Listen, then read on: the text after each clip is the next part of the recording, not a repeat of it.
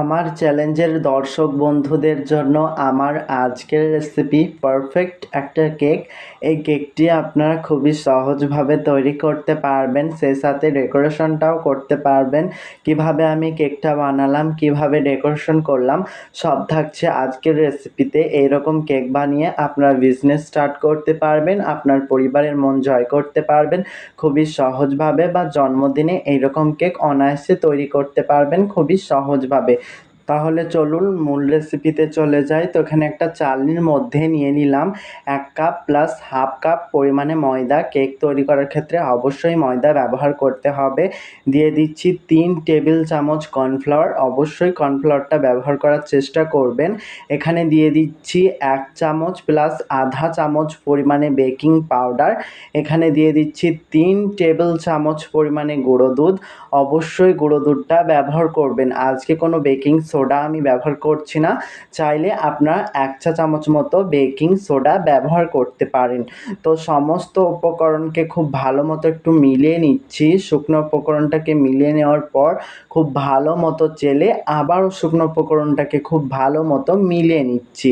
তো আমি গুঁড়ো দুধটি স্বাদের জন্য ব্যবহার করেছি, আপনারা চাইলে স্কিপ করতে পারেন। আজকের রেসিপি একদম পারফেক্টভাবে তৈরি করব, কেউ ভিডিওটি টেনে টেনে না দেখে পুরোটা দেখার অনুরোধ থাকছে। ভিডিওটি টেনে টেনে দেখলে কিন্তু অনেক কিছু মিস করে যাবেন। যাতে আপনার পারফেক্ট কেক তৈরি করতে পারেন সেই রেসিপি আপনাদের সাথে শেয়ার করছি।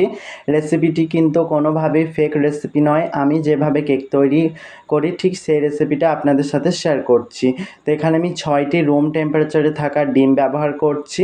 তো ডিমের কুসুম 6টিকে আমি আলাদা করে তুলে নিচ্ছি। ডিমের সাদা অংশটাকে একটা ইলেকট্রিক বিটারের সাহায্যে বিট করছি। ডিমটা কিন্তু অবশ্যই রুম টেম্পারেচারে থাকা ডিম নিতে হবে, কোনোভাবে ফ্রিজের ডিম দিয়ে কিন্তু কেক তৈরি করতে যাবে না, সেক্ষেত্রে ডিমের ফোমটি হবে না, কেক পারফেক্ট হবে না। ফ্রিজ থেকে 1 ঘন্টা মোটামুটি বের করে রেখে তবেই ডিমটা ভেঙে কেক তৈরি করবেন। তো এখানে 1 কাপের একটু কম নিয়েছে আস্ত দানা চিনি, আমি একদম ছোট দানা চিনি ব্যবহার করছি।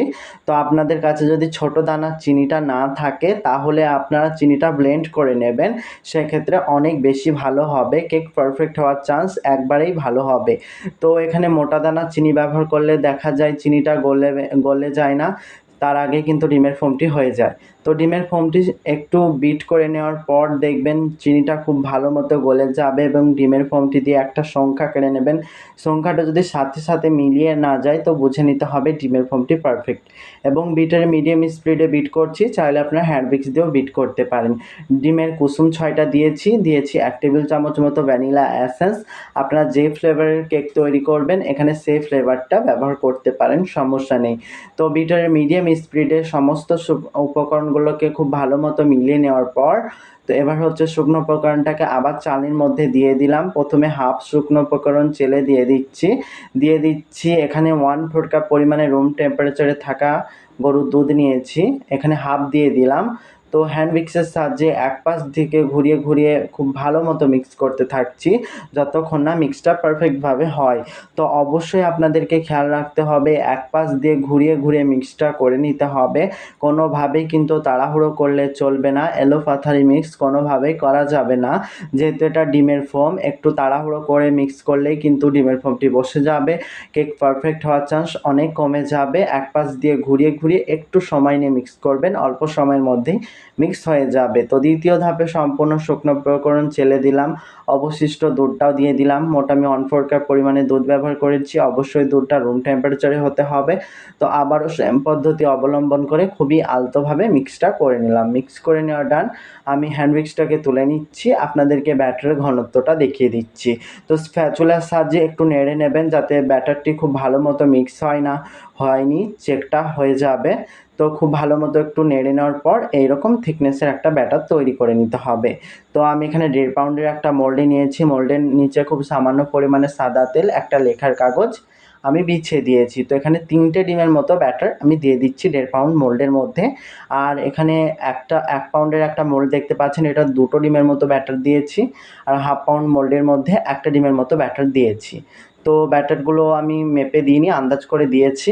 তো একটা কাঠির সাহায্যে ফ্লাপ করে নিলাম, ট্যাপ করে নিচ্ছি, বেক করে নিচ্ছি কেকগুলোকে 160 ডিগ্রি তাপমাত্রায় আপ ডাউন হিট অন রেখে নিচের তাকে দিয়ে সময় দিয়েছিলাম 35 মিনিট মতো।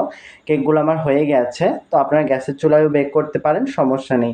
যেহেতু 3টা কেক একসাথে তৈরি করছি, গ্যাসের চুলায় তো 3টা কেক একসাথে বেক হবে না বলে আমি ওভেনে বেক করে নিলাম, এবং প্রত্যেকটা কেক আপনাদের সাথে গ্যাসের চুলায় শেয়ার করে থাকি, আজকে আর করলাম না, ওভেনে তৈরি করে দেখালাম। তো কেকগুলো একদম পারফেক্ট হয়েছে। গ্যাসের চুলায় তৈরি করলে এর থেকে একটু বেশি স্পঞ্জ হতো, ওভেনে বেক করেছি বলে একটু স্পঞ্জটা কম হয়েছে, কিন্তু একদম পারফেক্ট কেক হয়েছে। গ্যাসের চুলায় যেভাবে কেক তৈরি করবেন, ওভেনে যেভাবে কেক তৈরি করবেন, দুটোই কিন্তু সেম একদম পারফেক্ট হবে। গ্যাসের চুলায় জাস্ট সফটটা একটু বেশি হবে, মানে স্পঞ্জটা একটু বেশি হবে, আর যেটা আমার কাছে মনে হয়। তো স্লাইসটা করে নিলাম, ভিতরটা কতটা সুন্দর হয়েছে দেখুন। এই কেকটি কিন্তু অনায়াসে 3টে স্লাইস হবে। তো দেখুন কেকটা কতটা পরিমাণে স্পঞ্জ এবং সফট হয়েছে, আমার বলার কিছুই নেই। তো এখানে আমি কেকটাকে ডেকোরেশন করতে চলে আসলাম। বোর্ডের মধ্যে খুব সামান্য পরিমাণে ক্রিম দিলাম, একটা কেকের স্লাইস দিয়ে দিলাম, তারপরে হচ্ছে এখানে আমি দুধ সিরাপ দিয়ে দিয়েছি। তো এখানে আমি হাফ কাপ পানি নিয়েছি, তারপরে হাফ কাপ দুধ নিয়েছি। তো এখানে স্বাদ মতো চিনি গুলে আমি এই দুধ সিরাপটি তৈরি করেছি। তো আমি এখানে পরিমাণ মতো দিয়ে দিচ্ছি ক্রিম। আমি ক্রিমটা আজকে একটু বেশি করে দিয়ে দিচ্ছি, যেহেতু ক্লায়েন্ট বলেছিল ক্রিমের পরিমাণ একটু বেশি করে দিতে, আমি বেশি করে দিচ্ছি। আর কেকের পরিমাণ যাতে কম থাকে সেই দিকে ধ্যান রাখতে বলেছিল, আমার ক্রিম একটু বেশি দিতে বলেছিল, সেই দিকে আমি খেয়াল রেখে আমি কেকের পরিমাণ কম দিচ্ছি, ক্রিমটা বেশি দিচ্ছি। আজকের কেকটি আমি 2টো লেয়ার রাখছি, 3টে লেয়ার হয়েছিল, একটা লেয়ার আমি সাইডে রেখেছি, ওটা দিয়ে অন্য একটা কেক তৈরি করব।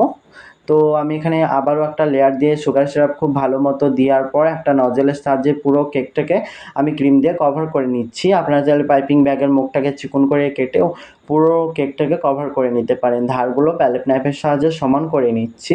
আমি যেভাবে দেখাচ্ছি ঠিক সেভাবে ফিনিশিংটি আনবেন, গরমের সময় ক্রিম গলে যাবে না, অল্প সময়ের মধ্যে কেকটি ফিনিশিং করতে পারবেন।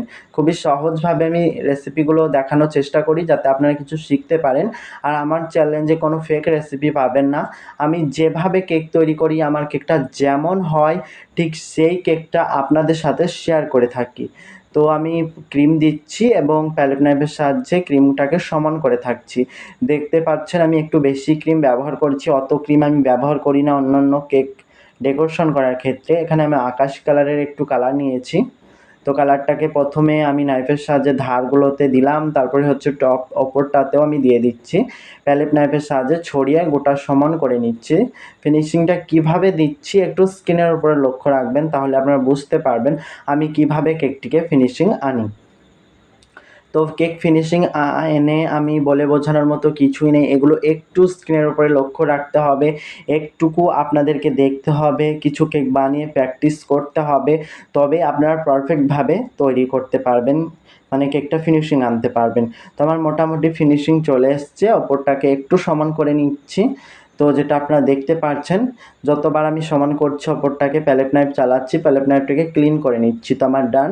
এখানে আমি চকলেট গানাশ ব্যবহার করছি, গানাশের রেসিপিও আমার চ্যানেলে আপলোড করা আছে, দেখে আসতে পারেন। ড্রপ ড্রপ করে আমি চকলেট গানাশ দিয়ে দিলাম। এখানে হোয়াইট ক্রিমের মধ্যে এরকম করে বর্ডার দিয়ে দিচ্ছি। এই বর্ডারটা আমি মোটা করে দিয়ে দিচ্ছি, এটা ছোট করে দিলে কেকটা আরও দেখতে সুন্দর লাগতো। তো যেহেতু বলেছে ক্রিম একটু বেশি দিতে, তো আমি একটু বেশি বেশি করে ক্রিমটা দিয়ে দিচ্ছি। তো মোটা করে বর্ডারটা দেওয়ার পর কেকটাও বড় লাগবে এবং দেখতে অনেক সুন্দর লাগবে, ছোট করে দিলেও কিন্তু সুন্দর লাগতো।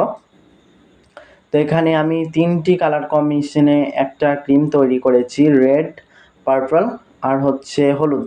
এই 3টি কালার দিয়ে একটা নজলের সাহায্যে এরকম করে একটু ড্রপ ড্রপ করে দিয়ে এই ডিজাইনটা ক্রিয়েট করে নিয়েছি। নজলের নাম্বারটা আমি বলতে পারছি না, আমার নজলের নাম্বারগুলো লেখা নেই, তা বলে আমি বলতে পারছি না, আমি দেখাতেও ভুলে গেছি যে এই নজলটা দিয়ে আমি ডেকোরেশন করেছি। তো আপনার পছন্দ মতো নজল দিয়ে ডেকোরেশনটা করতে পারেন। তো আমি এখানে রোজ তৈরি করে নিয়েছি, রোজগুলোকে আমি দিয়ে দিচ্ছি। প্রথমে একটা বড়, তারপরে দুটো ছোট তৈরি করে নিয়েছি। অন্য ভিডিওটিতে আপনাদেরকে কিভাবে গোলাপ তৈরি করতে হয় সেটা আমি দেখিয়েছি, বড় হয়ে যাচ্ছে ভিডিওটা বলে আজ দেখালাম না। তো পাইপিং ব্যাগের সাহায্যে আমি পাতাগুলো কেড়ে নিচ্ছি, কিভাবে পাইপিং ব্যাগের সাহায্যে পাতা করতে হয়, কিভাবে ফুল করতে হয় সে টিউটোরিয়াল আমার চ্যানেলে আপলোড করেছি, আপনারা চাইলে দেখে আসতে পারেন। তো আমি কিছু স্প্রিঙ্কল দিয়ে কেকটাকে ডেকোরেশন করা কমপ্লিট করে নিলাম। তো কেকটা কেমন লাগলো অবশ্যই কমেন্ট বক্সে জানাবেন। ভিডিও রিলেটেড কোনো কোয়েশ্চেন থাকলে অবশ্যই কমেন্ট বক্সে জানাতে পারেন, আমি রিপ্লাই দিয়ে বুঝিয়ে দেওয়ার চেষ্টা করব। তো রেসিপিটি ভালো লাগলে একটা লাইক করবেন। আজকের মতো এখানেই বিদায় নিচ্ছি। ভালো থাকবেন, সুস্থ থাকবেন। ওকে, বাই।